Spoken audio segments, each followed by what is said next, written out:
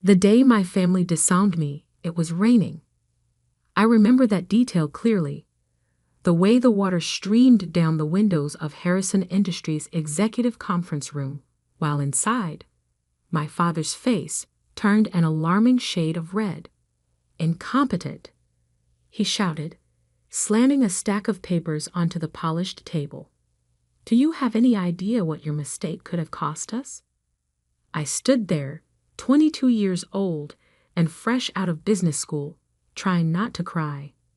"Dad, I can fix it. The contract isn't final yet." "Fix it?" My older brother Michael's laugh was cruel. "You nearly sold our shipping division for half its value. There is no fixing that kind of stupidity." The mistake they were talking about was a draft contract I'd prepared for the sale of Harrison Maritime, one of our smaller divisions. I'd accidentally used outdated valuation figures, ones that didn't include our recent fleet expansion. The error was caught before any real damage was done, but to hear my family tell it, I'd nearly destroyed a century of Harrison family business. "I trusted you with this," my father continued, his voice dropping to something even worse than yelling. "Disappointment. I gave you a chance to prove yourself, and this is how you repay that trust." I tried to explain that I'd been working 80-hour weeks, that I'd been trying to handle both the maritime deal and the new tech acquisition they dumped on my desk. But excuses didn't matter in the Harrison family. Results were all they cared about. "Jack," my mother's voice from the doorway made us all turn. She stood there in her perfect Channel suit, looking more like a CEO than the socialite she pretended to be. "The board is waiting." My father straightened his tie. "We'll finish this discussion later." But we didn't. That evening, I was called to my father's study, the room where 3 generations of Harrison men had made the decisions that built our family empire. The leather-bound books and old oil paintings seemed to watch disapprovingly as my father delivered his verdict. "You're done here," he said without preamble. "The board has lost confidence in your judgment. Your position at Harrison Industries is terminated, effective immediately." I felt like I'd been punched. "Dad, please. It was one mistake. A mistake we can't afford." He wouldn't even look at me. "You'll receive 6 months severance. After that, you're on your own." "You're firing me? I'm your daughter."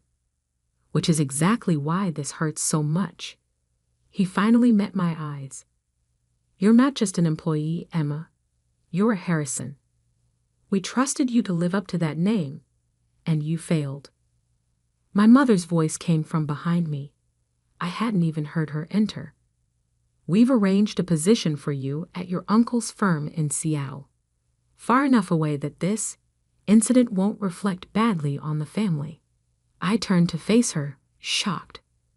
"You want me to leave New York?" "Want has nothing to do with it." Her perfectly painted lips barely moved. "The decision has been made. Your flight leaves tomorrow morning. And if I refuse—" My father's voice hardened. "Then you're on your own completely. No severance, no connections, no family support. Your choice." I looked between them, the parents who had pushed me toward business school, who had drilled the importance of the Harrison legacy into me since childhood. Now they were casting me aside over one mistake. "Some choice," I whispered. Only one person in the family stood up for me that night. My grandfather, Thomas Harrison Teal, the man who had turned our regional shipping company into a global corporate empire. He stormed into my father's study just as I was leaving, his weathered face dark with anger.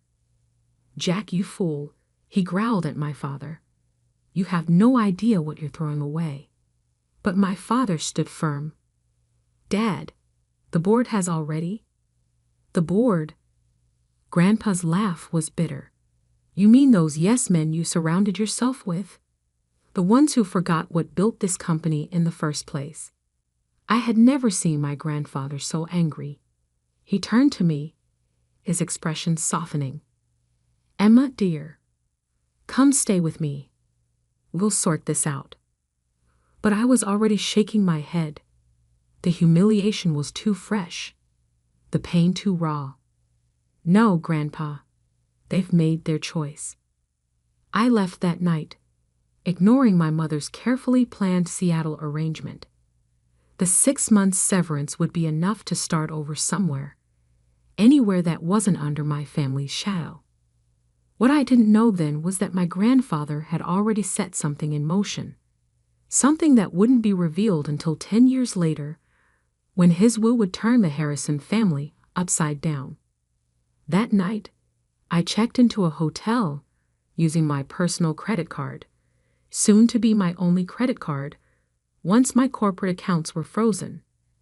I sat on the generic floral bedspread and opened my laptop, staring at the draft contract that had supposedly destroyed my future. Except, something wasn't right. I had worked on dozens of contracts during my brief time at Harrison Industries. I knew my own writing style, my own formatting preferences. This contract was different. Small things, spacing, font choices, even some of the language, were off. With trembling fingers, I pulled up the original file from my secured backup drive. The differences were subtle but unmistakable. Someone had altered my work before it reached the board. Someone had wanted me to fail. I thought about my brother Michael's smirk, the way he had been so quick to condemn my mistake, the way he had positioned himself as the only competent heir to the Harrison empire. My grandfather's voice echoed in my head, "You have no idea what you're throwing away." But maybe I did.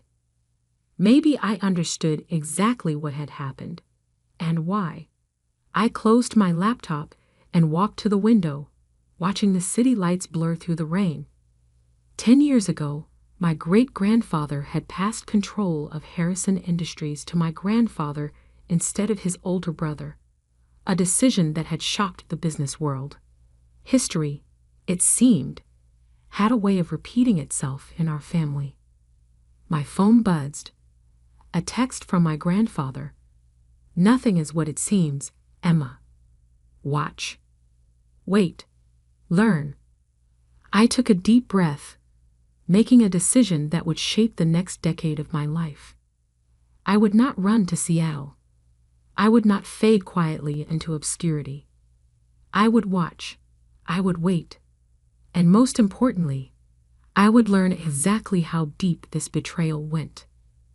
What my family didn't know, what even my grandfather couldn't have predicted, was that their mistake was about to turn into their worst nightmare. Because the contract I had actually prepared, the one that had been altered without my knowledge, it contained a hidden clause, a small but crucial detail that would only become apparent years later. A detail that would give me control of Harrison Maritime's most valuable assets, right when the family needed them most. I smiled at my reflection in the rain-streaked window. They thought they were teaching me a lesson about failure. Instead, they were about to learn one about underestimating the wrong person. My grandfather's next text arrived just as I was falling asleep.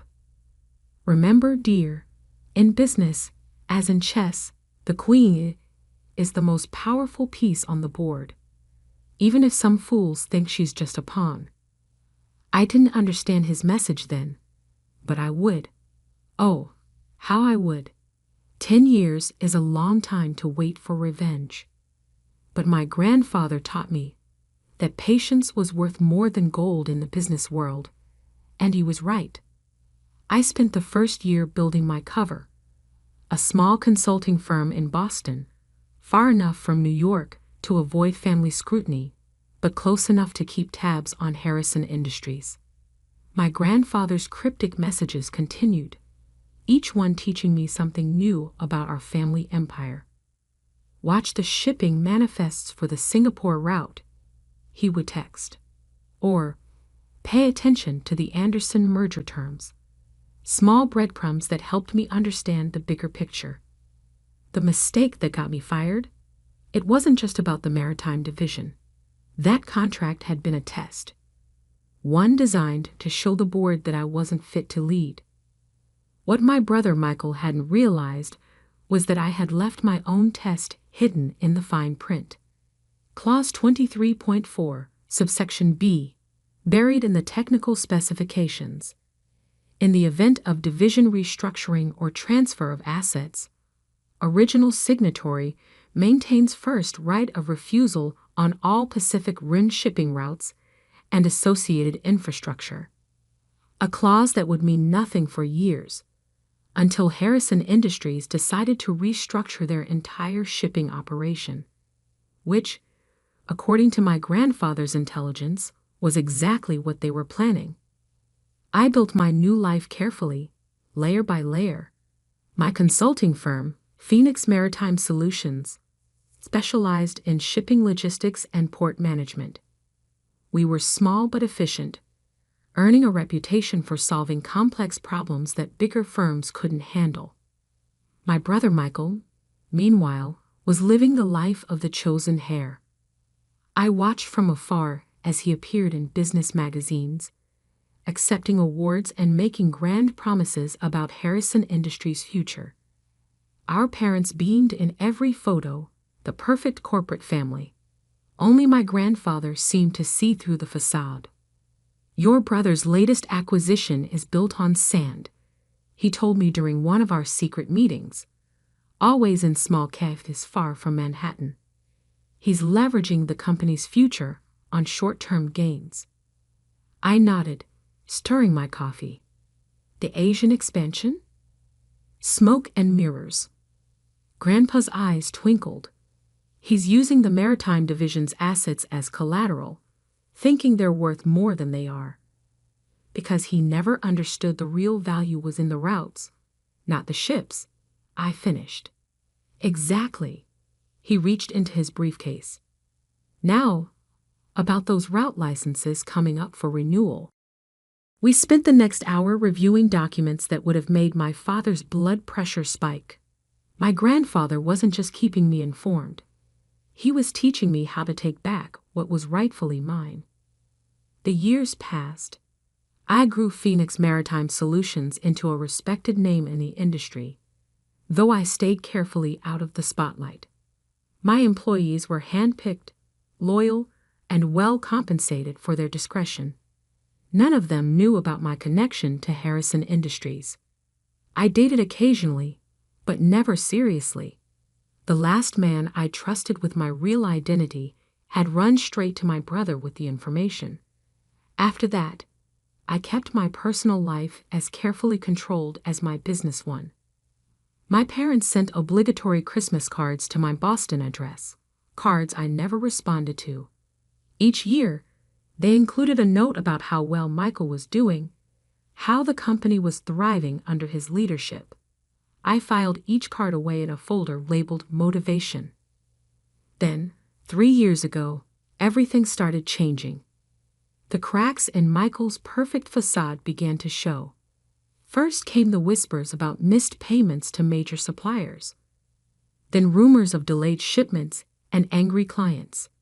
Harrison Industries' stock price, while still strong, showed troubling fluctuations. "Your brother mortgaged the company's future," my grandfather explained during what would turn out to be our last meeting. "Now those bills are coming due." He looked tired that day, more so than usual. I should have recognized it as a warning sign. "The board is starting to ask questions," he continued. "About the maritime division especially. The restructuring plan. Will trigger my clause," I finished, "if they try to sell off or reorganize the shipping routes. You'll have first right of refusal." He smiled proudly. "The clause they never noticed, hidden in the contract they used to destroy you." 2 months later, my grandfather had a stroke. The doctors said it was quick, painless. The official announcement praised him as a titan of industry. the man who built Harrison Industries into a global power. I attended the funeral, of course, standing in the back of the church, watching my family play their roles of grieving heirs. Michael gave a touching eulogy about learning business at our grandfather's knee. I nearly laughed out loud at that. The only thing Michael had learned from Grandpa was how to take credit for other people's work. My parents saw me, but didn't approach. Maybe they were ashamed. More likely, they were worried I would cause a scene. I left before the reception, driving straight to my lawyer's office. "Your grandfather's will reading is scheduled for next week," she informed me. He was very specific about the timing. I nodded, unsurprised. Everything about my grandfather was specific and carefully planned. "All major shareholders and family members are required to attend in person," she continued. "No proxies allowed." Again, typical Grandpa. He would want everyone there to witness whatever he had planned. The next week passed in a blur of preparation. I reviewed every document, every contract, every piece of information my grandfather had shared over the past decade. Phoenix Maritime Solutions was positioned perfectly, cash reserves high, credit lines secure, relationships with key players solidified. The morning of the will reading, I dressed carefully in a charcoal gray suit that cost more than my entire wardrobe from my Harrison Industries days. My hair was elegantly styled, my makeup perfect. No one looking at me would see the scared 22-year-old who had fled in the rain 10 years ago. As I drove to the lawyer's office, my phone buzzed with an alert. Harrison Industries stock had dropped another 2 points in early trading. Rumors were swirling about their ability to meet next quarter's obligations. The timing, like everything else about this situation, was perfect. I parked my car and checked my reflection one last time. In my purse was a copy of the original maritime contract, the one with my hidden clause. In my briefcase were documents proving every mistake, every misstep, every bad decision my brother had made while playing corporate emperor. And in my head was 10 years' worth of knowledge about Harrison Industries operations, knowledge that was about to become very, very valuable. I stepped into the elevator, watching the floor numbers climb. My grandfather's last text message played in my mind. The game is won before the first piece moves. The doors opened onto a floor full of familiar faces frozen in shock. My father dropped his coffee cup. My mother's perfect mask cracked. And my brother Michael, the golden child, the chosen heir, turned white as a sheet. "Hello, family," I said calmly. "Shall we begin?" The conference room at Caldwell and Associates law firm crackled with tension. My family had arranged themselves exactly as I expected. Michael at the head of the table, our parents flanking him like royal advisors. The board members filled the remaining seats, all carefully avoiding my gaze. Mr. Caldwell, my grandfather's personal attorney for over 40 years, cleared his throat. "Before we begin, I should note that Thomas was very specific about the order in which his will should be read. He left detailed instructions." Yes, Michael interrupted. "Can we get on with it? Some of us have a company to run." I bit back a smile. In a few minutes, that statement would be hilariously ironic. Mr. Caldwell opened an envelope, his expression carefully neutral. "Very well. This is the last will and testament of Thomas Harrison AI.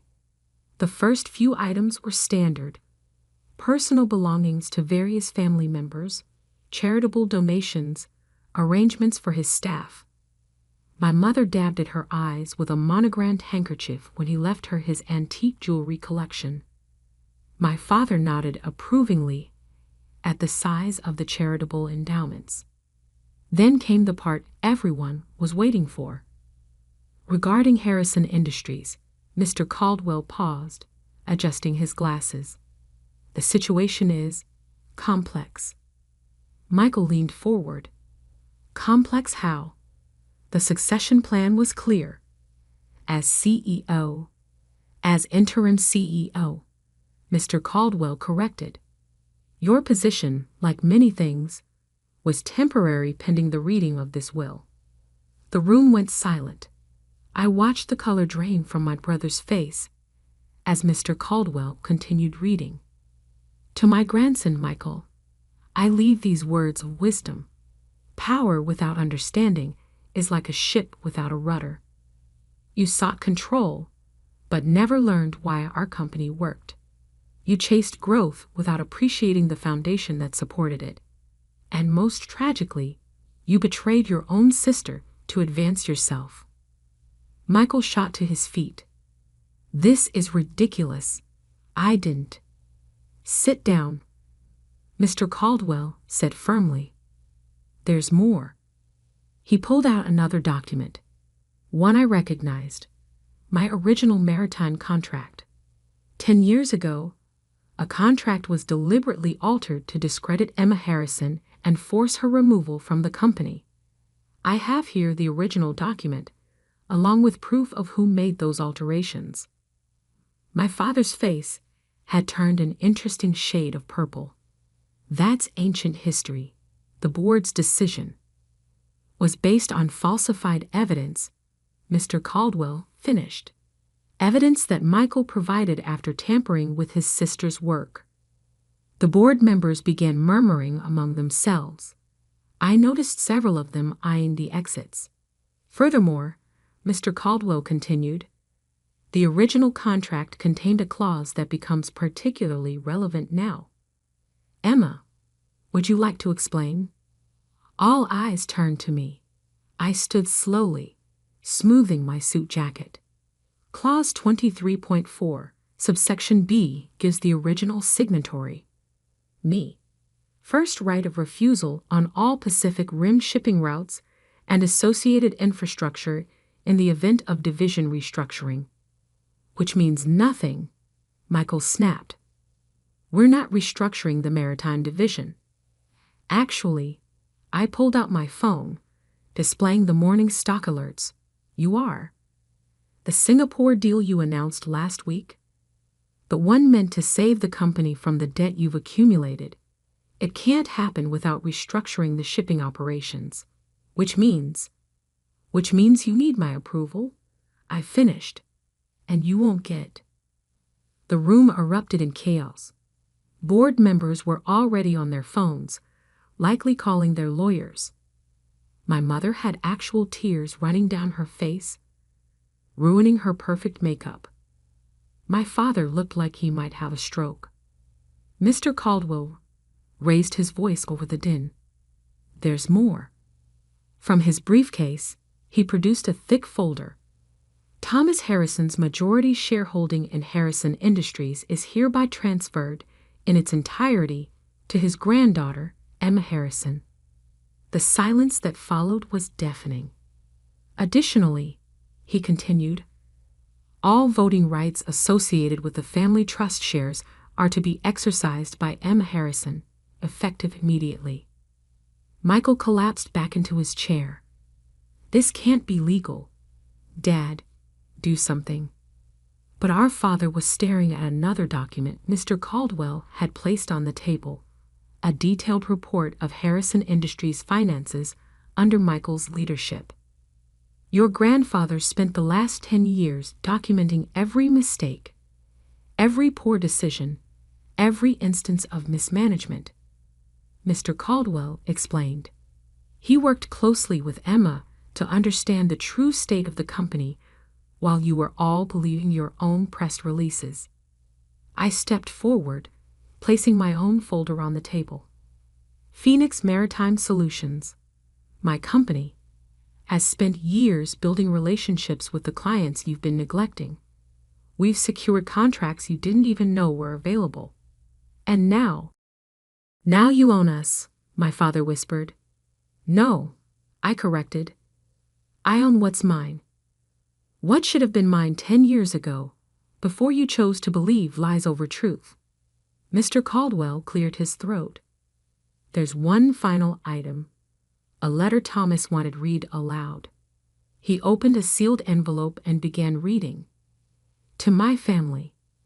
Power doesn't come from titles or boardroom theatrics. It comes from understanding. Understanding your business, your people, and most importantly, yourself.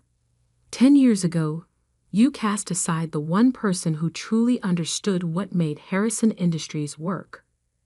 You chose flash over substance, greed over growth, betrayal over loyalty. Emma didn't just survive your betrayal, she thrived despite it. While you were all watching Michael play CEO, she was learning every aspect of this industry. She built her own success while watching you destroy your inheritance. Consider this my final lesson in business. True leadership isn't about who can grab power fastest. It's about who can wield it wisely. Emma, the company is yours. Make it what it should have been all along.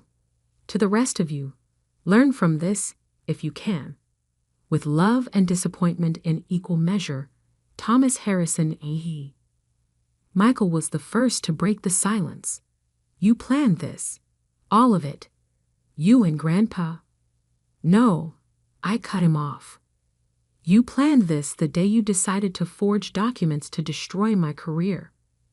Grandpa and I just made sure you'd face the consequences. I turned to the board members. A car is waiting outside to take you to Phoenix Maritime's offices.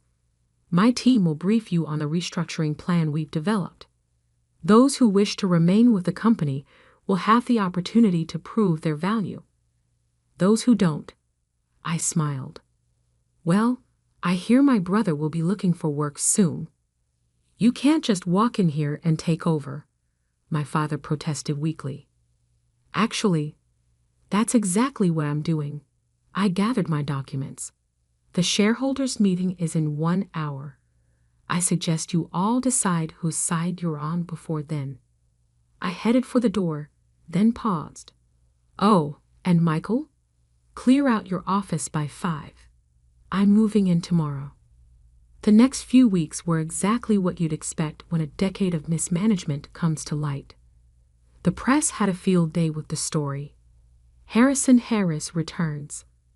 The greatest corporate comeback in history was my personal favorite headline. The shareholders, seeing the detailed plans I'd developed with my grandfather, overwhelmingly supported the transition. Harrison Industries' stock price stabilized, then began to climb as we implemented changes. Michael, predictably, tried to sue. His case fell apart when our father, finally facing the truth about his chosen heir, testified about the document forgery from 10 years ago. My mother attempted reconciliation in her own way. Lunch invitations, shopping offers, suggestions that we should all just move forward as a family.